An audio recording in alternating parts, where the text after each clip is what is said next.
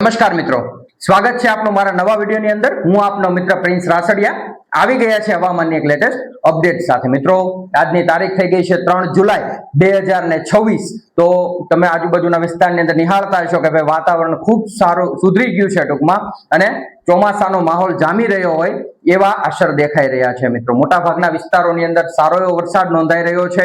ગઈકાલે એટલે કે 2 જુલાઈ 2026 ના રોજ ઘણા વિસ્તારોની અંદર ખૂબ સારો વરસાદ નોંધાયો છે। 100 mm થી લઈ 150 mm સુધીના વરસાદ પણ અમુક વિસ્તારોની અંદર નોંધાયા છે। જેમાં ગઈકાલે કયા કયા વિસ્તારની અંદર વરસાદ થયો એની વાત કરી લઈએ તો મિત્રો, ગઈકાલ 2 જુલાઈના રોજ પણ ઘણા મોટા વિસ્તારોની અંદર ખૂબ સારો વરસાદ નોંધાયો છે। જેમાં દક્ષિણ ગુજરાતના ઘણા વિસ્તારો છે, સૌરાષ્ટ્રના ઘણા વિસ્તારો છે।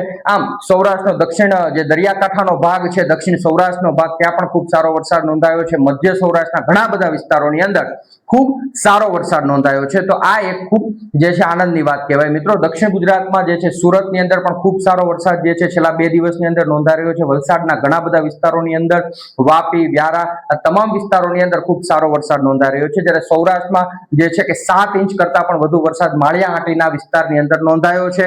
જુનાગઢની અંદર પણ સારો વરસાદ છે। રાજકોટના ઘણા ભાગોની અંદર સારો વરસાદ છે। રેડી કુંભાજી સાઈડના જે કઈ વિસ્તારો છે કે જે રાજકોટની પૂર્વ બાજુએ આવેલા છે, ત્યાં પણ આજુબાજુના વિસ્તારમાં વાવણી લાયક વરસાદ નોંધાઈ રહ્યો છે। મિત્રો, તો આ એક ખૂબ આનંદના સમાચાર કહેવાય। મિત્રો, હવે આજે તારીખ થઈ ગઈ છે 3 જુલાઈ 2026। તો આજે પણ ઘણા વિસ્તારોની અંદર ખૂબ સારા વરસાદની શક્યતાઓ છે। તો આપણે આજે ટૂંકમાં જે છે વાત કરી લઈએ કે ભાઈ આજના દિવસે કયા કયા વિસ્તારોની અંદર કેવો વરસાદ રહી શકે છે અને કયા કયા જિલ્લાની અંદર કેવો વરસાદ પડશે। મિત્રો, તો કે વાત કરી લઈએ પહેલા સૌરાષ્ટ્ર પંથકની, એટલે કે આપણું કાઠિયાવાડ।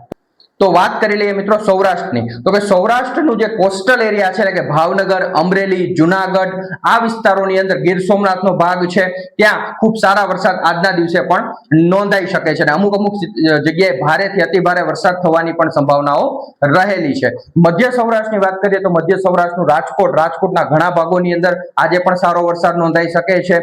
જેમાં રાજકોટનો પૂર્વ ભાગ હોય, રાજકોટના પશ્ચિમ ભાગમાં પણ ખૂબ સારા વરસાદની સંભાવનાઓ રહેલી છે। ત્યારબાદ આજે મોરબી, સુરેન્દ્રનગર જિલ્લાઓની અંદર પણ ખૂબ સારા વરસાદની શક્યતાઓ રહેલી છે।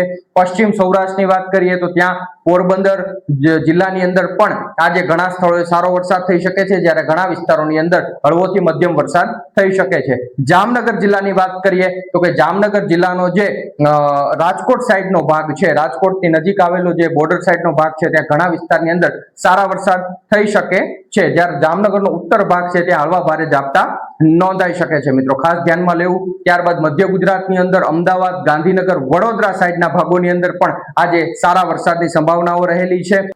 ત્યારબાદ વાત કરીએ દક્ષિણ ગુજરાત, તો દક્ષિણ ગુજરાતની અંદર મેં અગાઉના વિડીયોની અંદર પણ જણાવ્યું છે કે દક્ષિણ ગુજરાતની અંદર તો આવનારા 7-8 દિવસ સુધી ભારેથી અતિ ભારે વરસાદની સંભાવનાઓ અલગ અલગ વિસ્તારમાં અલગ અલગ દિવસે ખાસ રહેલી છે। તો અહીં રેડ અને ઓરેન્જ એલર્ટ ગણીને જ ચાલુ, કારણ કે અહીંયા જે છે વરસાદના વિસ્તારો ખૂબ વધારે હોઈ શકે છે અને વરસાદની માત્રા પણ 8 થી 10 ઇંચ સુધીની પણ અમુક વિસ્તારની અંદર 24 કલાકની અંદર નોંધાઈ શકે છે। મિત્રો, તો અહીંયા સુરતવાસીઓએ પણ ખાસ સાવધાન રહેવાની જરૂર છે। ત્યારબાદ વલસાડ, વાપી, વ્યારા આ વિસ્તારોની અંદર પણ સારા વરસાદ નોંધાઈ શકે છે। સેલવાસ અને જે એ વિસ્તાર છે ત્યાં પણ સારા વરસાદનો સંભાવના રહેલી છે। ત્યારબાદ વાત કરીએ મધ્ય પૂર્વ ગુજરાતની, તો મધ્ય પૂર્વ ગુજરાતનો મહીસાગર, અરવલ્લી જે છે કે દાહોદ સાઈડનો ભાગ છે, ત્યાં પણ આજે સારા એવા વરસાદની એટલે કે હળવાથી મધ્યમ ને ક્યાંક ભારે વરસાદની સંભાવનાઓ રહેલી છે। જ્યારે બોર્ડર કાંઠાના જે વિસ્તારો છે ત્યાં ભારે વરસાદ નોંધાઈ શકે છે અને બોર્ડર કાંઠાના જે વિસ્તારો છે તેમાં 4 તારીખ પછીથી જે ઉત્તર ગુજરાત, મધ્ય પૂર્વ ગુજરાત અને દક્ષિણ ગુજરાતનો બોર્ડર સાઈડનો ભાગ છે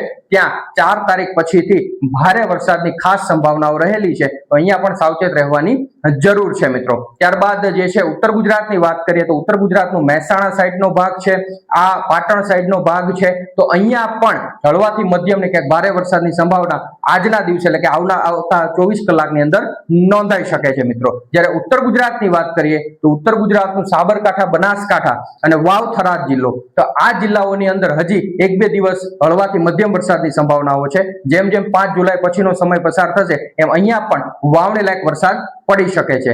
કચ્છ જિલ્લો ખૂબ મોટો જિલ્લો છે।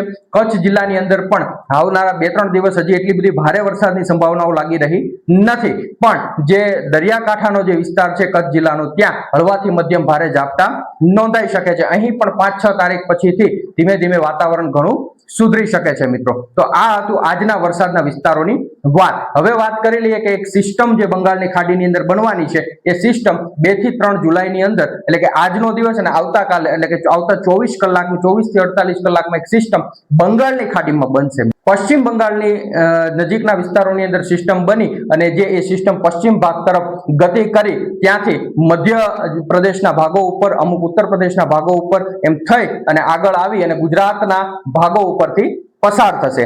આ સિસ્ટમ પસાર થવાનો સમયગાળો જે છે 8 જુલાઈ પછીથી હોઈ શકે છે મિત્રો. તો 8 જુલાઈ એટલે કે 7-8 જુલાઈથી આ જે ગુજરાતના જે ઉત્તર ગુજરાત, મધ્ય પૂર્વ ગુજરાત અને દક્ષિણ ગુજરાતના ભાગોની અંદર ભારેથી અતિ ભારે વરસાદ જે છે આ દિવસોની અંદર, એટલે કે 8 જુલાઈથી 12 જુલાઈ સુધીમાં નોંધાઈ શકે છે. એટલે ત્યારે અમુક વિસ્તારો જો હજી વરસાદની અંદર રહી ગયા હશે તો આ સિસ્ટમમાં આ ભાગોમાં, એટલે કે છેક મધ્ય ગુજરાત સુધીના ભાગો જે છે, અમદાવાદ, ગાંધીનગર, મહેસાણા, પાટણ સુધીના ભાગો છે અને ત્યારબાદ આણંદ સાઈડના જે ભાગો છે ત્યાં સુધી આ વરસાદની સંભાવનાઓ સારી એવી રહેલી છે. સૌરાષ્ટ્ર અને જે સૌરાષ્ટ્રનો ભાગ છે, કચ્છનો ભાગ છે, અહીંયા પણ વરસાદની સંભાવનાઓ છે, પણ એ વિસ્તારની કમ્પેરિઝનમાં જે મેં પહેલા પણ જણાવેલું છે કે થોડી ઓછી હશે. પણ સૌરાષ્ટ્રને અત્યારે હાલ ઘણા વિસ્તારોની અંદર ખૂબ વરસાદનો સારો લાભ મળી રહ્યો છે. એટલે આ સિસ્ટમની કોઈ ભારે પણ અસર ન થાય તો પણ સૌરાષ્ટ્રના 70 થી 80% વિસ્તારોની અંદર સારા વરસાદ આવતા 2-4 દિવસની અંદર નોંધાઈ શકે છે. આ હતી મિત્રો આજની નવી અપડેટ. મળીએ છીએ પાછા એક લેટેસ્ટ આવતીકાલે નવી અપડેટ સાથે. ત્યાં સુધી રજા લઉં છું. જે મિત્રો નવા જોડાયા હોય ખાસ લાઈક, શેર, સબસ્ક્રાઇબ કરવાનું ભૂલતા નહીં. અને કયા જિલ્લાની અંદર તમે રહ્યો છો અને ત્યાં કેવું વાતાવરણ છે અને કેવો વરસાદ થઈ રહ્યો છે, ખાસ ને ખાસ કોમેન્ટ કરીને જણાવજો મિત્રો. મળીએ છીએ પાછા નવા વિડીયોની અંદર નવી માહિતી સાથે. ત્યાં સુધી રજા લઉં છું. આભાર, ધન્યવાદ, વંદે માતરમ, જય